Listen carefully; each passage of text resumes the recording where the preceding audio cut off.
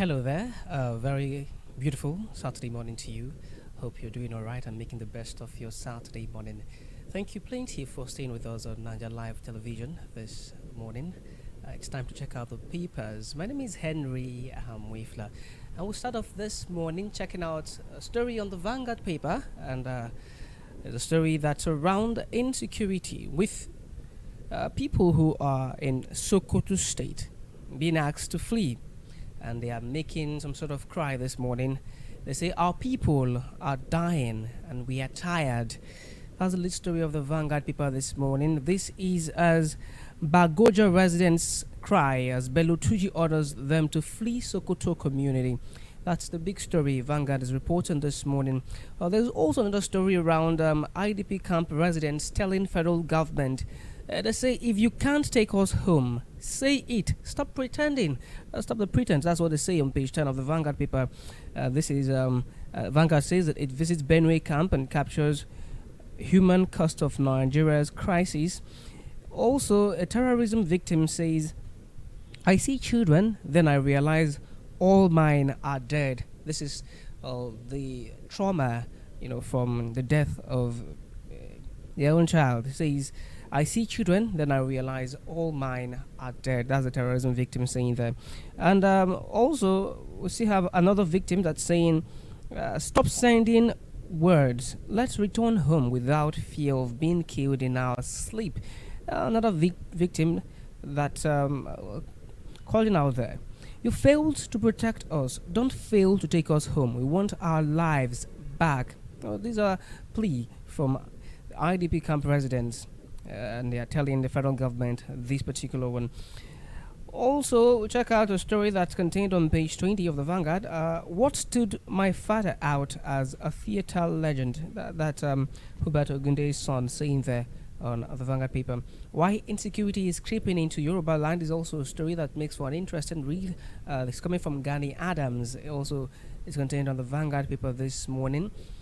Some other story there around the Delta Festival outrage. Isoko Nation, Yowawe, Action Aid demand justice over sexual assault against young women in Ozoro.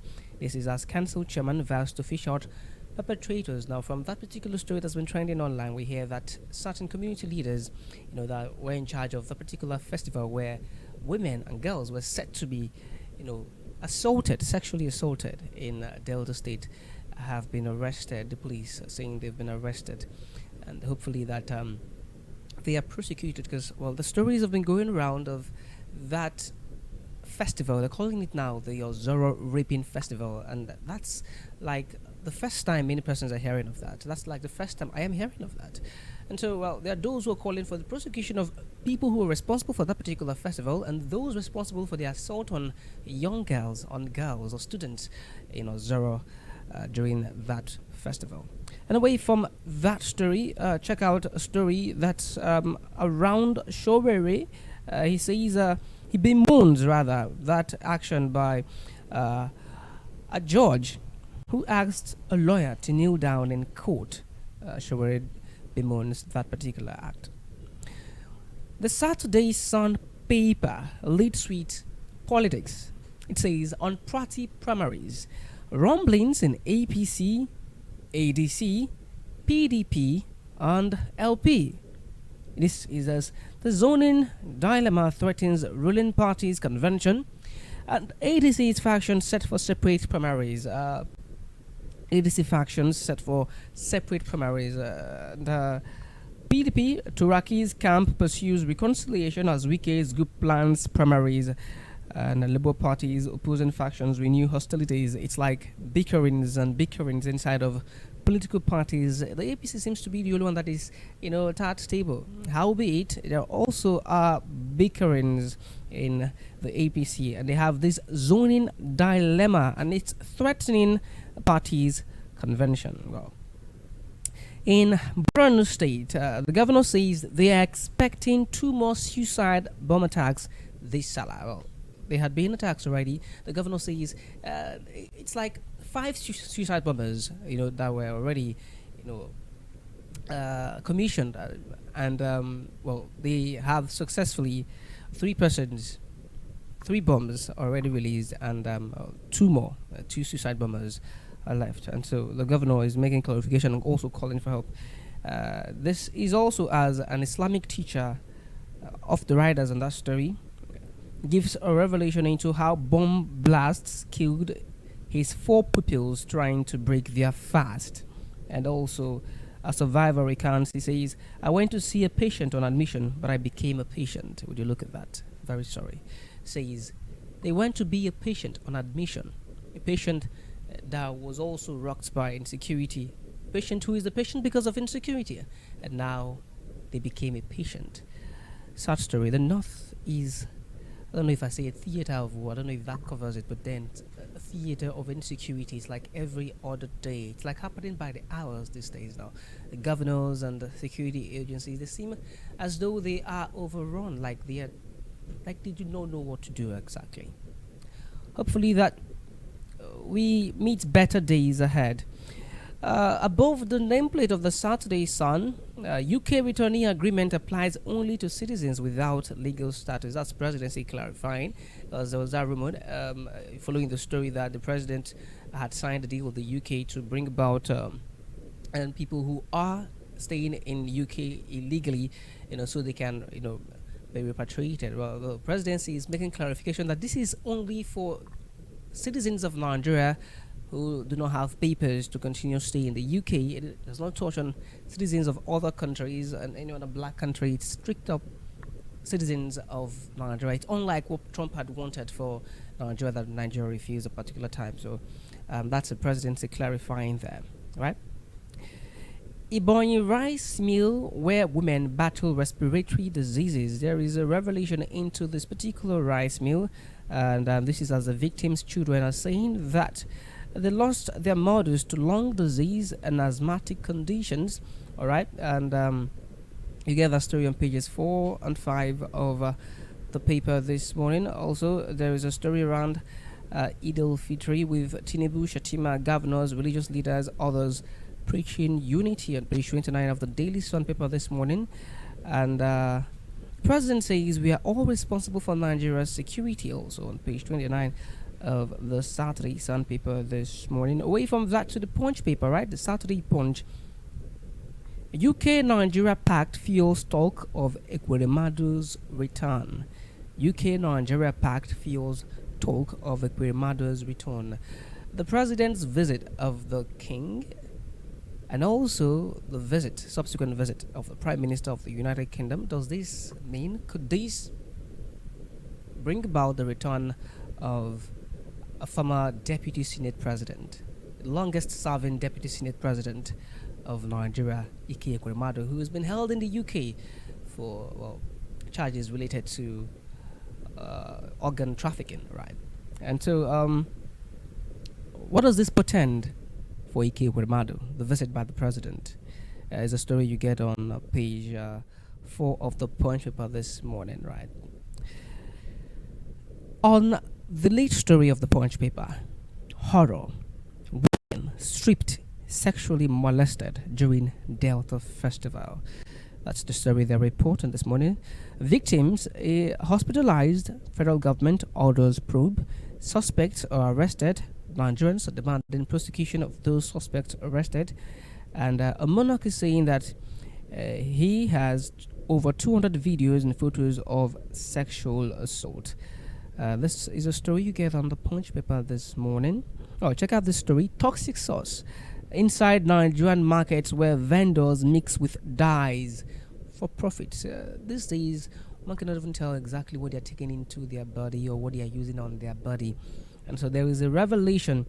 They said inside Nigerian markets where vendors are mixing pepper with dyes for profit. We had seen the mixing of oil with something else. Now, clearly, there is also the mixing of pepper with dyes for profit. We are our own undoing, right? Struggling with several diseases already, yet we are trying to invent more for profit. For profit. It's a sad one there. All right, I check out another story. Fourth time in March, Dangote hikes fuel price to 1,245 naira. These many experts are saying could see fuel selling for 1,300 and 1,350 naira. And following this particular increment, hopefully that does not really happen. Hopefully that they do a rethink. But the global tensions, the Middle East crisis, are not helping matters. And this is likely, very likely, the reason Dangote refinery is doing this increment. Well, very close to the Equirimado story is a story around army saying they recovered 74 terrorist bodies. Say they recovered 74 terrorist bodies. Away from the Punch paper, check out the D-Day paper this morning and check out this story. Iran war triggers petrol demand surge for Dangote refinery across Africa. So, a number of persons, a number of countries now clearly are looking the Dangote way. Ghana and the rest of countries are looking the Dangote way for petrol, a function of the Middle East crisis. I take writers of that particular story, and the first writer, Nigeria would have been at standstill now without the refinery, says Aliko Dangote. And there are many persons who could not agree more to that particular statement. If Dangote did not have the refinery, where would we be at this point? I mean, that's like the refinery that's like the number one port of coal, for Nigeria for fuel. The Dangote refinery, a private refinery. All of the federal government-owned refineries are not functional. Talks of its functionality some 2 years back are no longer a thing. So where would we have been? That's a question that most probably for you without the Dangote refinery. Another writer there, only confirming that he raised the petrol price to 1,245 naira, and also Trump, U.S. considering winding down Middle East military operation. We've been hearing that talk for like over a week now, yet we're not seeing the Middle East crisis ameliorating. We're seeing countries who are even hitting on, oil reserves of, their opponents, right? Eid al-Fitr, Tinubu Sultan, can governors preach peace, tolerance, patience, and nation building. Away from the D's paper to the Saturday Telegraph this morning. The horrors of the Borno suicide bombings yet again are on this paper. This is as a grieving wife says that she saw her husband in a pool of his own blood. She saw her husband in a pool of his own blood. These are very sad stories. She went to the market to collect money from customers but woke up in a hospital. This is Abubakar saying that, another victim rather. Abubakar says he went to the market to collect money from customers but woke up in a hospital. And Ibrahim also says the blast was so loud, I'm having trouble hearing now. The several consequences, I said, of having people in our forests and not having the military and the security agencies check their operations. They grow and they fester, and this is what the North is currently reeling from.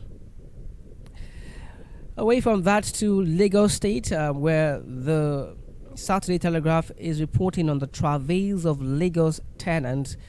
A banker says he paid 2.5 million naira for 2-bedroom at Bode Thomas with another 700k for sundry fees.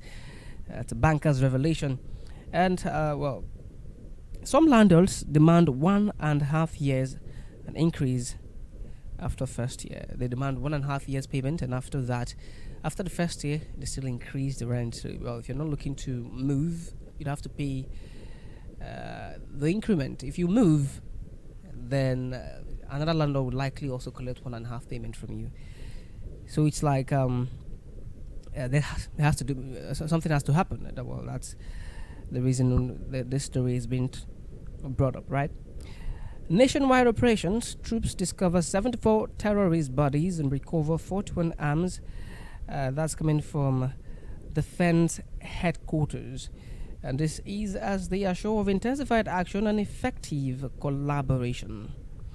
On the Middle East conflict, Trump calls NATO cowards and paper tigers as Iran attacks Kuwait Mina Al Ahmadi refinery. You get the stories on page 2 of the Daily Telegraph this morning, and on page 2 also you find a story Nigeria advances $20 billion gas pipeline talks in London. And on the 2027 polls, professional excellence non-negotiable, says INEC. Right. Also, there is Turaki saying PDP will overcome their current challenges. Those stories are contained on page 3 of the Saturday Telegraph this morning. And quickly on the Daily Monitor, Furere, over 150,000 bribe allegation leveled on Foreign Affairs Minister by ex-governor. I beg your pardon to take that story again. It's contained on page 2. Furor, over $150,000 bribe allegation leveled on Foreign Affairs Minister by ex-governor. And above the nameplates, police on arrest spree in Delta community after viral sex assault video. Calabar residents groan as refuse heaps overrun city, and governor fumes. In River State, the Daily Monitor is reporting that thugs disrupt ADC women rally in the state. Alrighty, I would leave that story quickly and check out the Daily Trust paper this morning. The Weekend Trust attacks, threats surge ahead of 2027. And there was also another revelation there. Inside Nigeria's gold mines stand sanctuaries of criminals. A revelation contained on page 8 of the Daily Trust paper this morning. The Saturday Independent is reporting this morning. Fear returns to Maiduguri as insurgent threat resurfaces. Fear returns to Maiduguri as insurgent threat resurfaces.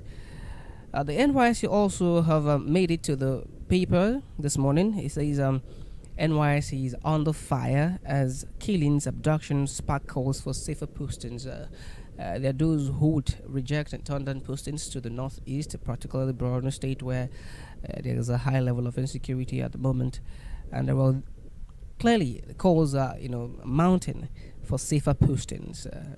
So maybe you would see NYC blacklisting certain states and certain local governments and states, just so that core members will be safe. Alrighty. Real quick, we check out the Sporting Sun, which is where our curtain will fall this morning. On the story that you get on page 3 says Pep sends Ghana's trophy drought reminder. Ronaldo buys $37.5 million staff for wife. Mike opens Ballon d'Or exhibition inside Milan. And also Yamal breaks UCL record is contained. Maguire, Mino back in 3 Lion squad. It's a story to get off the Sporting Sun. And the lead story ahead of UCL quarterfinal. Bring on Baka. Lukman says that. And Porto coach delighted with Murphy's progress is a story you also get on the Sporting Sun this morning. Tyson Fury dad relationship destroyed is also another story that is Sporting Sun has carried this Saturday morning, and that's where we will call it a wrap. The curtain falls on the paper's review this morning. We'll bring you the Globin View in a moment. My name is Henry Ahamuefula. Thank you for watching Niger Live Television.